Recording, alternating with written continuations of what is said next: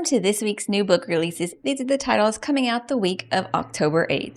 And Romantasy will be probably the bigger one this week. There are timestamps between each genre though, and I'm Morgan if this is your first time here. We will mispronounce a few of the names for sure. First up is going to be a YA fantasy.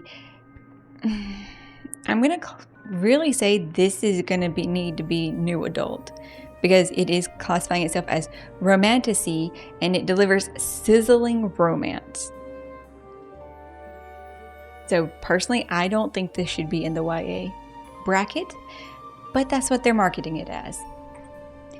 Blessed by the gods, Mona Arnett has the unique ability to divine soulmates, but she refuses to seek out her own until she learns the king is dying without an heir, threatening the royal line and the world's access to magic. Tasked with naming his future queen, Mona discovers the king's soulmate is her. The possible problems is that maybe she's falling for somebody else.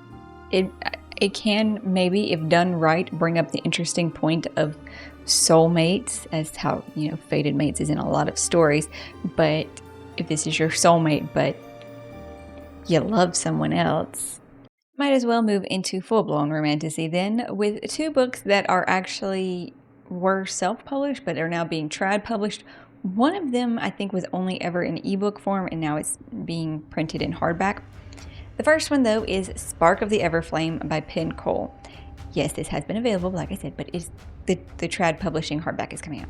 When old secrets catch fire, everything will burn. In a mortal world colonized by the gods, ruled over by their cruel, magical offspring called the Descended, Dim Bellator yearns to escape her poor village.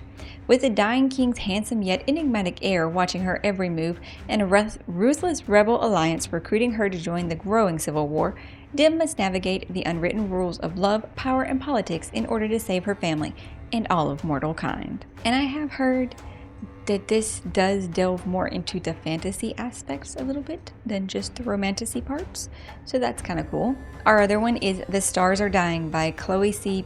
Penetandra? There's not a T there. Penaranda?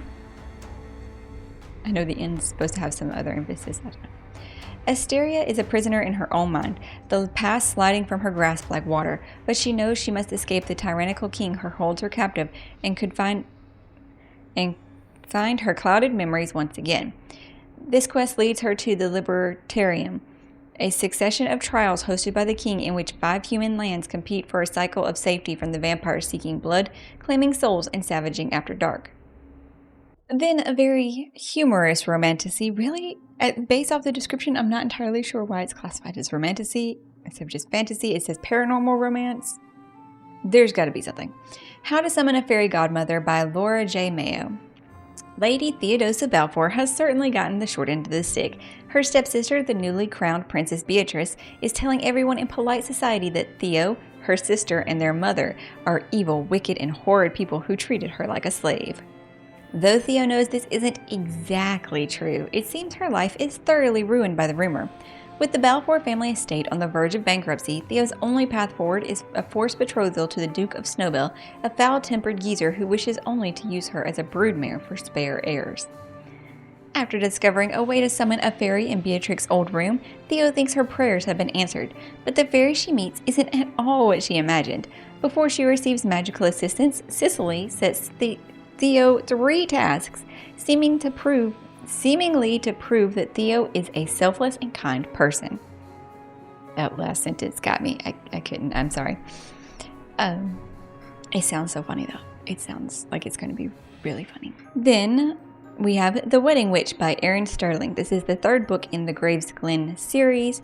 Early reviewers did seem to say it could be read by itself, but of course it makes more sense if you have read the previous 2 to understand the couplings and the references.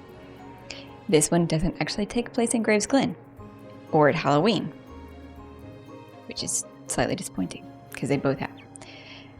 Bowen Penhallow has always been a loner, studying dark and ancient magic on a mountaintop in Wales. He prefers it that way, but when his friend Colin, who happens to be a ghost, asks him to attend a Yuletide wedding at a grand estate deep in the Welsh countryside, Bowen reluctantly agrees.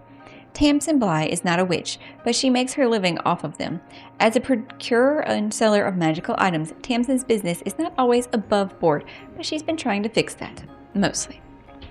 And there's a hint of time travel, of course, with this one. Of course, I don't know why I said of course, but there's a hint of time travel. It happens at Yule. Our final romantasy might ride that fantasy line a little bit more. Maybe not. It's A Dark and Secret Magic by Wallace Kinney. Hecate Goodwin, Kate to her friends, has curated the perfect life as a hedge witch, living in a secluded cottage with only a black cat for company. Kate's solitude is thrown into disarray when her older sister Miranda reaches out and asks her to host their coven's annual Halloween gathering. The day marks the beginning of the new year for witches, and it's also Kate's birthday. The pressure from her coven to make the evening memorable mounts as the event draws near. Okay. To complicate things further, a handsome man from Kate's past turns up at her cottage asking for sanctuary. It is Kate's duty as a hedge witch to honor his request, much to her dismay. And Matthew Sappher is no ordinary lost soul. He's a practitioner of the forbidden magic who's tricked Kate once before, and her guard is up. So maybe danger in place of event still worked. I don't know why I said it though. Into regular fantasy, we start with a translated work, The Blood of Old Kings by Sungil Kim. This was translated by Anton Her. There is no escaping the Empire. Even in death you will serve. Born with magic, Arine has become resigned to her dark fate, but when the voice of a long-dead sorcerer begins to speak inside her head, she listens. Miles away beneath the volcano, a seven-eyed dragon also wears the Emperor's chains. Before the Imperial fist closed around their lands, it was the people's sacred guardian. Loran, a widowed swordswoman, is the first to kneel before the dragon in decades.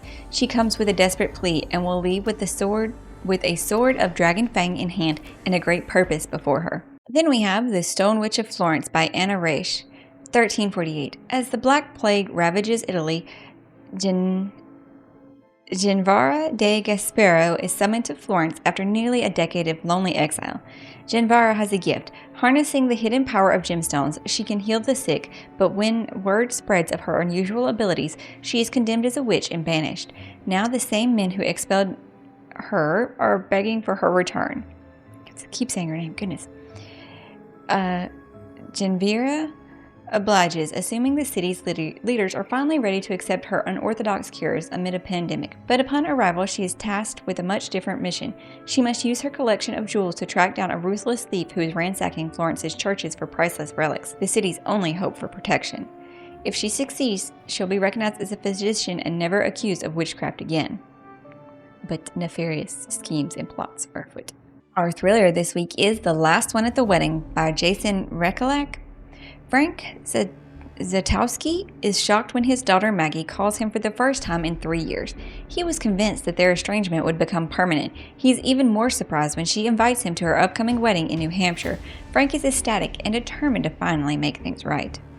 He arrives to find that the wedding is at a private estate. Feeling desperately out of place, Frank focuses on reconnecting with Maggie and getting to know her new family. But it's difficult. Aiden is withdrawn and evasive. Maggie doesn't seem to have time for him, and he finds that the locals are disturbingly hostile to the Gardners. Then our fiction for the week is a political satire social commentary.